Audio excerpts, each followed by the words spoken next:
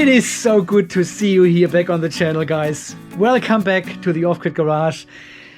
In flooded Australia, we have another flood event. I cannot believe it myself. The last one is just 6 weeks ago, and we have another flood. Started today, and they're expecting far more rain tomorrow and the day after. It is insane. I should probably do something with water power, like little turbines in the gutters, something like this. Because solar, I recently complained that I made only 3.7 kilowatt hours per day because it was so cloudy. But yesterday we made only 2.1 kilowatt hours. 2.1.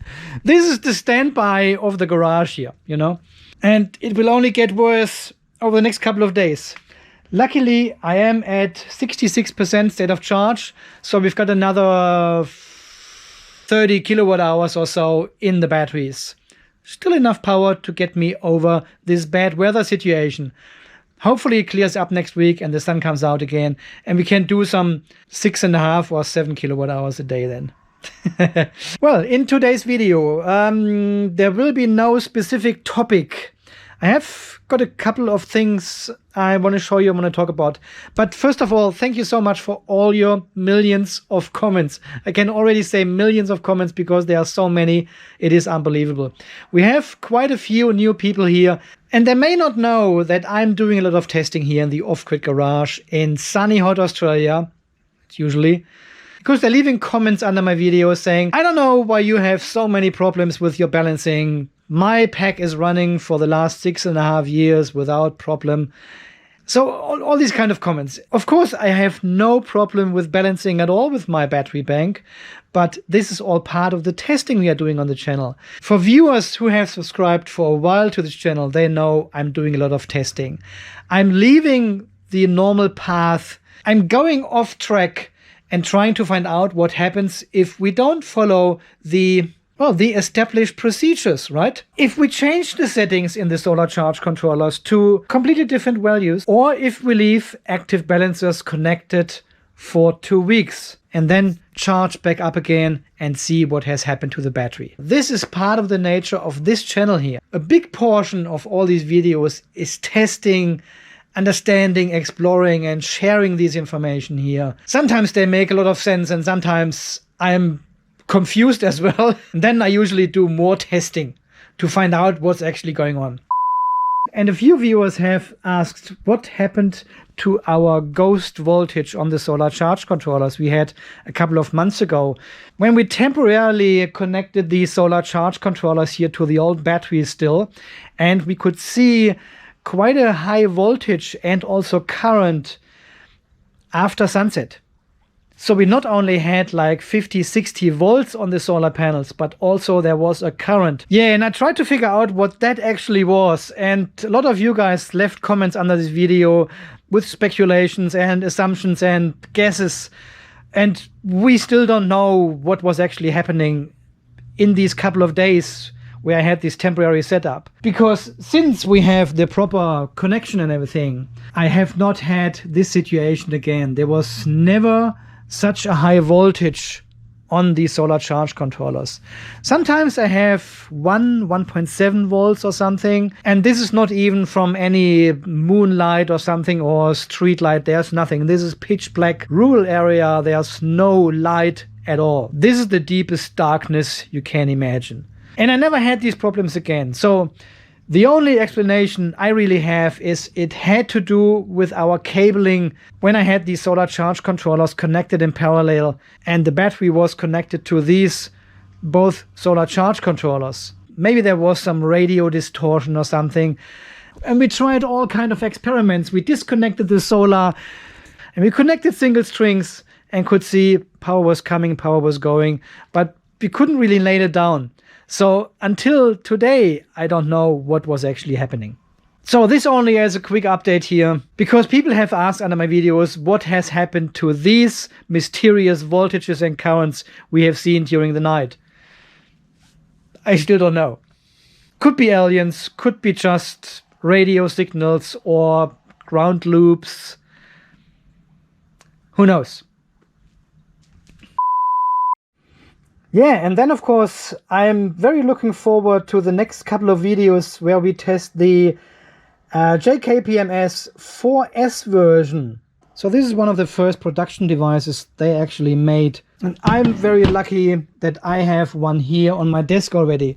So we will do extensive testing with this 4K, no, not 4K, JK, 4S JK-BMS. I've got already some cells here which we will use for that. And we will also see if we can pull 200 amps through this BMS continuously for a while. That'll be interesting. It'll be amazing. It'll be great.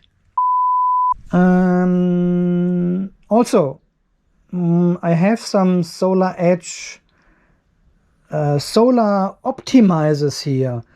They are solar panel optimizers. And well, I don't know what to think about these boxes. I haven't tested them yet. I bought 3 of them. I wanna test. I wanna see if this is just voodoo technology or if this is really reliable, or if this is something we could use to optimize our solar production. I'm a bit doubtful that they actually will work. And I have also bought a microinverter. So this is a 4-port microinverter. I'm testing it right now here with my power supply. I have set up the online portal already. And basically I want to find out if solar optimizers are better or worse than solar microinverters. It's a total different technology, but I want to explore and test both. And want to share this information here on the channel, of course. But for both to work, we need some sort of sun, right? And a little bit of dry weather. And this microinverter here could be something we can install at our pool fence system and connect solar panels to it, and then connect this microinverter to the 230 volt, which is then going back into our microgrid here. And if we don't need this power coming from the pool fence, it goes into our batteries for charging purposes. So these are all little projects I'm working on at the moment, but I don't want to spoil it too much here. And in a previous test, in regards to the wrong shown current of the Heltec BMS here, people have suggested to connect all 4 cables of the BMS on both sides to the terminals, because this could be the missing 20-25% of our current. I have connected the remaining contact of the BMSs with a crocodile cable now on both sides, but the current is actually not changing. It is still minus 3.11, and if I take these 2 off,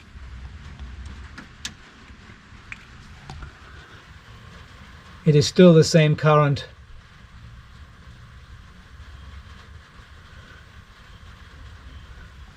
So this is not the problem of the Heltec BMS, just so we are on the same page. I want to show you something very interesting. Well guys, we all know the QR code on our battery cells, right? If you use a use your mobile phone and scan this QR code, where are we? Here. There we go. You get this really long number, you know, and this is the code for manufacturing, what kind of cells they have, date of manufacturing, capacity, and all this kind of stuff. So what you can do is we copy this information and we go to a website called gobblepower.com, right? And here there is a lithium iron phosphate cell QR code decoder, and we paste our number in the decode field and click on the decode button, and then it says, it checks the code. It says code seems right, code length is right, everything is good. And here it gives you all the information. EVE, battery cells, lithium iron phosphate, 280, it's an LF 280K, 3.2 nominal voltage, and production date is 13th of September 2018. And also the manufacturer website. Well, these are all the information you are getting from this. And I found this quite interesting because the company who sent me these batteries here said these are CALB cells. And they have actually an EVE plastic cover here on the terminals. So I said, well, they may be not CALB, they may be EVE.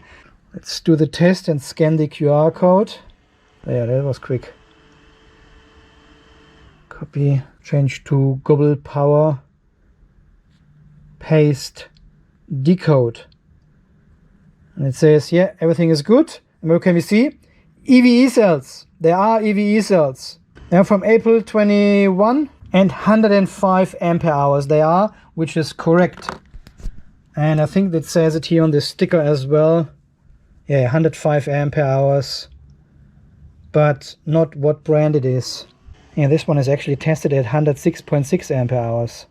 Anyway, I linked this global power thingy down in the video description. If you want to check your batteries, you just scan the QR code or type it in manually and it gives you the information. If you have any batteries which have unidentified QR codes and you just want to have the information like the manufacturing date, it's an easy way to check your battery cells. And I was quite shocked about these battery cells here from our friends in Basin Technology, because manufacturing date is 2018, the sticker claims. And I bought them in December 2020. So they were already 1.5, 2 years old when I bought them. Could be why we have some issues with them. I don't know what they went through before, but it is a bit suspicious. I haven't checked any of the other cells because the old battery consists of 3 different deliveries. So I need to check them all when I bought them and what the actual QR code says on the batteries. So very interesting what you can find out actually. And last but not least, we want to find out who the winner is of our one remaining Heltec balancer. The other one is now we want to find out who the winners are of our 2 Heltec Active Balancer. Funnily enough, I received 47 entries or responses to my video. That was around 2 weeks ago. Not all of these emails were actually entries for the giveaway. Some people just wanted to say hello. Some others had questions about their specific solar and battery setup. Please leave all these questions down under the video so everyone can see them and everyone can respond. I'm not able to read all these emails, so I need help from the community for that. So please don't send any emails. Leave all your questions, all your comments down below in the comment section so everyone can help out here. Yeah, and 2 and 3 people actually said, well, I don't want to win this balancer, but they had actually the right answer. And the actual question, oh shit. And the actual question I was asking for the giveaway was, have a look at this picture here. So I've shown this picture in this video and said, what can you see? What have I done? What am I doing here? What is this setup about? How does it work? So let me quickly explain what I have done here. As many of you have realized, I have done a capacity test here on the left with one of the lithium iron phosphate batteries. This is obviously hooked up to the ZKE tester here. This is the ZKE EBC40. This is the large one, the great one, the huge one. 40 amps charging and discharging. Amazing product. Link down below. And the ZKE tester is powered by the inverter down here. Yeah, you can see the inverter. There it is plugged in. The inverter itself sits on the 300 ampere hour Basin battery, which has nothing to do with it. That's why this piece of cardboard here is covering both terminals of this battery. The inverter has a metal case, and I don't want to put a metal case on 2 battery terminals. But this one is just a stand.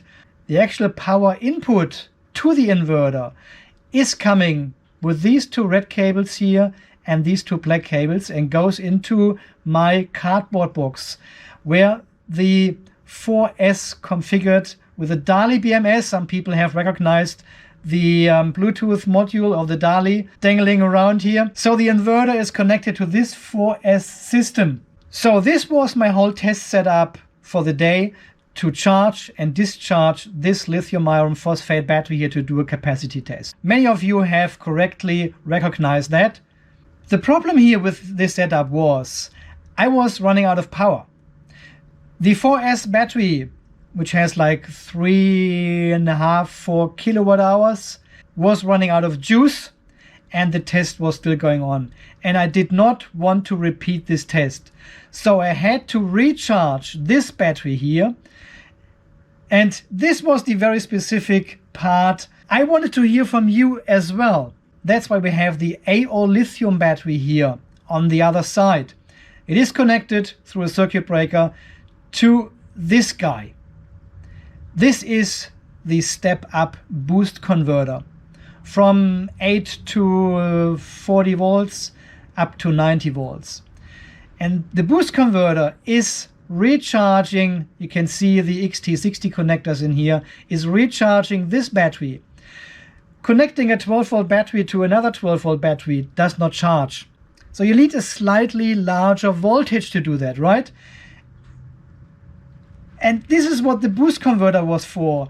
It actually increased the voltage only by 2 or 3 volts. So from these 12.5 volts up to 14 volts. And then I charged with these 14 volts the other battery and kept the whole inverter and ZKE tester and the battery test alive. So this was my whole setup. And from these 47 emails I have received, only 17 got the right answer. So there's a very, very good chance that one of you 17 guys will win one of these Heltec brand new balancers. Heltec balancer. And here on the right you can see all the names of the correct answers I got for this draw. So we've got George, Romeo, Keith, Dave, Jasper, GQ, Diego, Patrick, Lonnie, Christopher, Louis, Thomas, Gunther, Klaus, Paul, Kevin, and Marty. And all of you are on this wheel of death, right? So we will spin this wheel now, and whoever we pick is out. Last man standing. Oh, Christopher. Remove. Even it says you are the winner. No, you're not the winner. You are the total loser. Remove. Gone. Okay, we keep spinning until we have only 2 people left. And they win the Heltec balancer. Who is the next guy? Gunther or Klaus? Gunther, you are out. Sorry, man. Remove. Marty, you are out. Is it raining again? Oh. Jasper, gone. Oh, Diego, it looks like you are gone. Sorry. Romeo? No, it's Keith. Keith, sorry, man. Lonnie, not part of the game anymore. Paul, thank you for participating, but it's not you. That is so cruel. Romeo, that was it. Only 7 people left, guys. Thomas, thanks for your participation. Louis, thank you, but it's not you. 5 people left. We need to eliminate 3 more.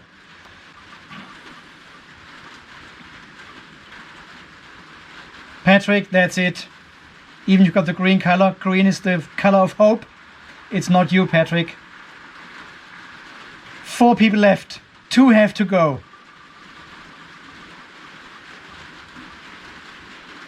Dave, that's it. That's it. All right. And 1. George, Klaus, or GQ.